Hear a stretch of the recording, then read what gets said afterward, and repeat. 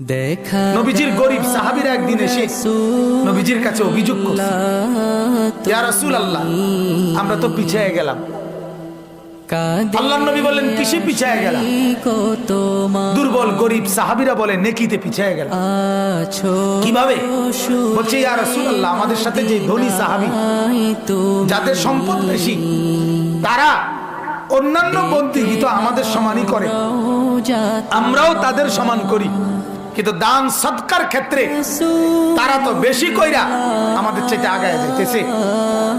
আল্লাহর রাস্তায় জিহাদে দান করতে পারি না, মাল নাই, আমরা তো পিছিয়ে গেলাম নেকিতে। ওরাও নামাজ পড়ে, আমরাও পড়ি, ওরাও রোজা রাখে, আমরাও রোজা রাখি, কিন্তু আমরা তো যাকাত দিতে পারি না, আমরা তো দান সদকা করতে পারি। আল্লাহ নবী সাল্লাল্লাহু আলাইহি সাল্লাম তখন বললেন, তোমরা 5 ওয়াক্ত নামাজের পরে 33 বার সুবহানাল্লাহ, 33 বার আলহামদুলিল্লাহ, 34 বার আল্লাহু আকবার এই তাসবিহ পড়বা। 5 ওয়াক্ত নামাজের পরে আল্লাহ তাআলা ওদের দান সাদকার সমপরিমাণ নেকি তোমাদের প্রদান করবে।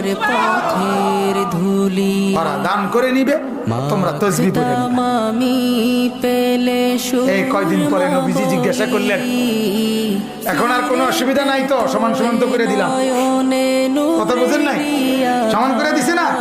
ওরা বলছি, ইয়া রাসূলুল্লাহ, এখনো সমস্যা আছে, একটা নতুন সমস্যা তৈরি হয়েছে। বলছে, কি সমস্যা হইলো এখন আবার? এখন আমরা থেকে শূন্য শূন্য এই তাসবিহ এগুলা হেরাও পড়ে, কি উপায় হবে এখন কি করে?